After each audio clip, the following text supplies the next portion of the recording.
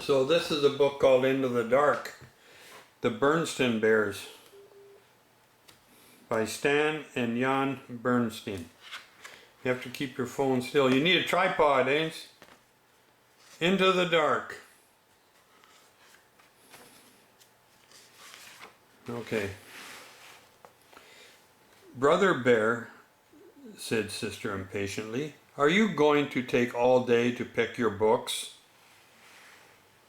Sister and Brother Bear were at the Bear Country Library.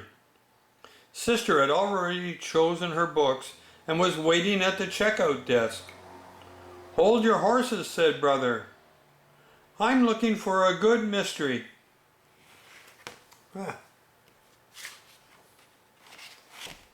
Sister Bear usually took out storybooks and books about nature, and sometimes books of poems. Brother liked those too, but lately he'd become interested in mysteries, especially spooky ones. Hey, this one looks good, he said finally. Okay, let's check it out. Said Sister, looking at the cover. It was called The Case of the Crying Cave. It looks scary to me. You guys have to remember this is make-believe, right? So I say, this is really good, said Brother later that evening when the Bear family had settled down for some reading. Would you like me to read it to you? He asked Sister. Sister was looking at a storybook about three kittens who were arguing about which was the prettiest, and it was a little boring. Or, are you scared? Teased Brother. Of course not, said Sister. She left her book on the floor and climbed onto the bench to sit beside him. The mystery began quietly. It told about some Bear Scouts who were on an overnight campout.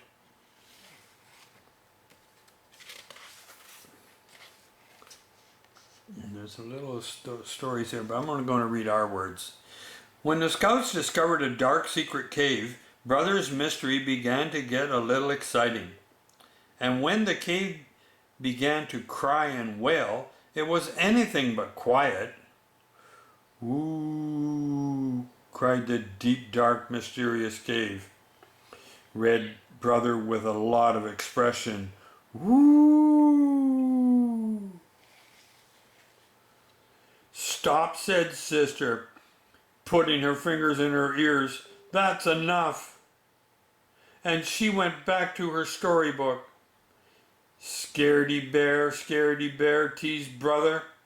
And that's quite enough of that, added Papa Bear, looking up from his paper.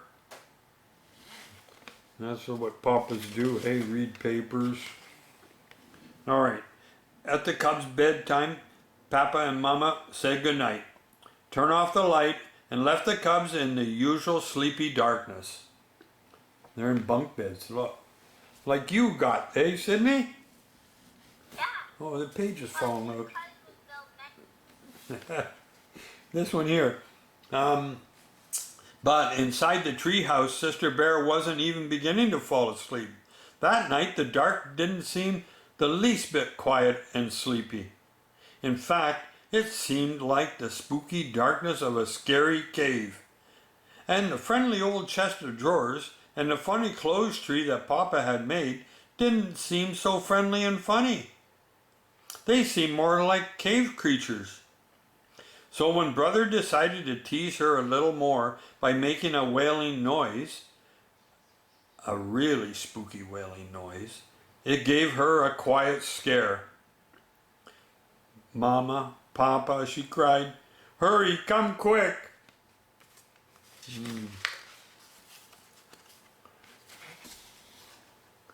And quickly they did. Papa rushed into the dark room and tripped over the clothes tree. Mama rushed in after Papa and tripped over him. In the commotion, Sister fell out of bed and landed on both of them. Oh boy.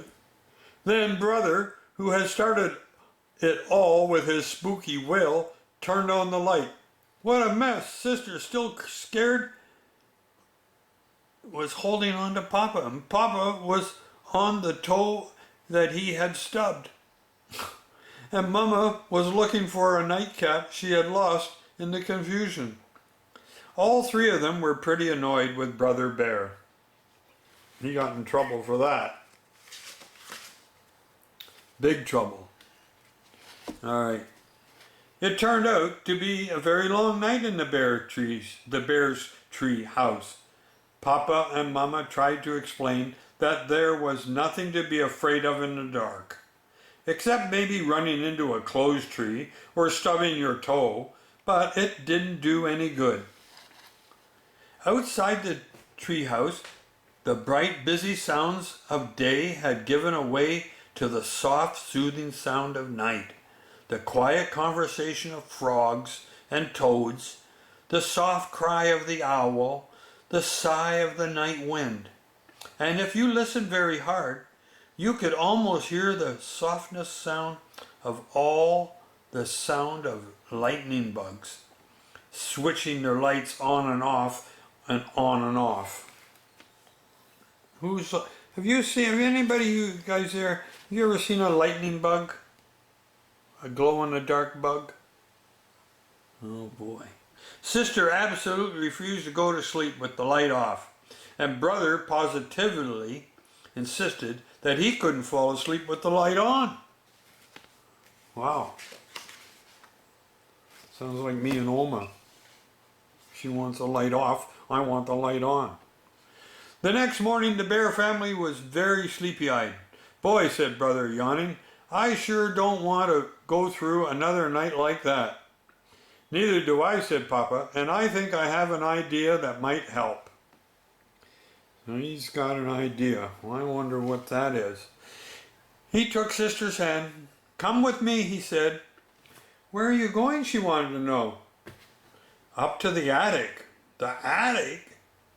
But it's dark in the attic, even in the daytime. I know, said Papa, but there's something I want to show you. Anyway, there's nothing so special about the dark.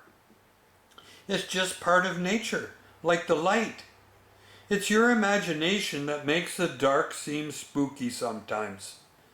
What's imagination? Asked Sister. That's a good question.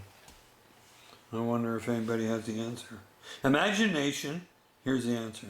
Imagination is what makes us think that chests of drawers and closed trees are cave creatures.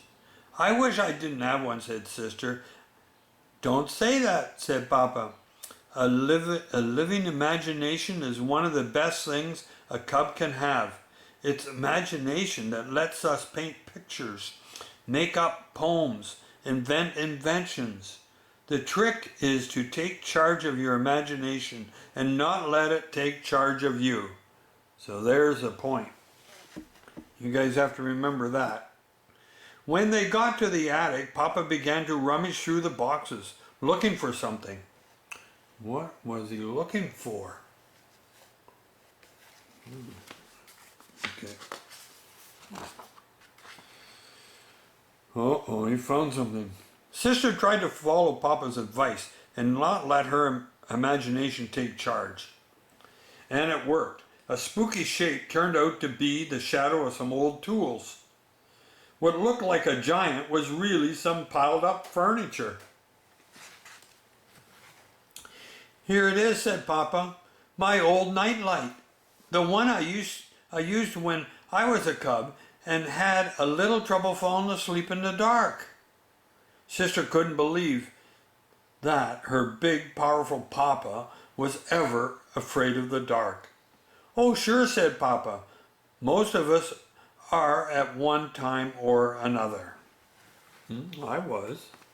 I'm sure a lot of Opus were. How about reading the rest of the case of the Crying Cave? Sister asked Brother later that day. Are you sure you want me to? Sure, I want to see how it turns out, she insisted. So there's the cave. When it turned out that there was nothing very spooky about the terrible wailing noise, it was caused by the wind blowing across an opening in the roof of the cave, like the noise you make when you blow across the top of a bottle. Sister was a little disappointed.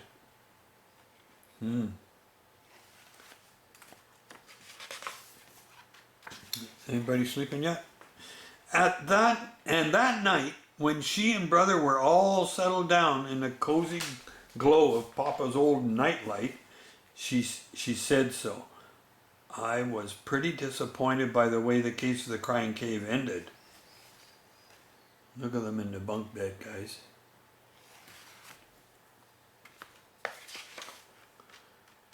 Why? Asked brother. Because she said, I was hoping the wailing would be a really spooky, scary monster.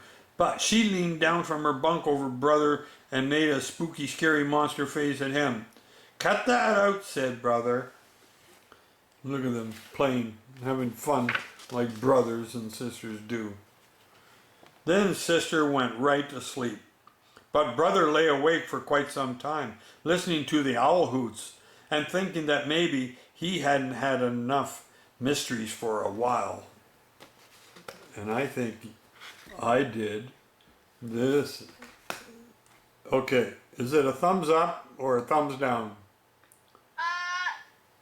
One thumb up and that one a little bit up. Oh my goodness. Well, One thumb up and one thumb down. I mean, two thumbs up. well, Oh, two thumbs up. That's good. well, I'm giving it 2 thumbs up. 3 thumbs up. Oh, 3. 2 is 5. Leo, what you got? You got a thumbs up for this? Did you like the story, Leah? Nah. No. Okay. All right. So what about next time? We can do another one. Thank you. So everybody have a good night. Everybody's got their pajamas on but Opa. And also, I have pants on to keep me warm. Look at my pants. They have holes too. I have pajama pants on. Me too. I have a shirt too. Okay, guys. Okay, thanks. Well, I'm glad you liked the story this week. Thank you. All right, guys.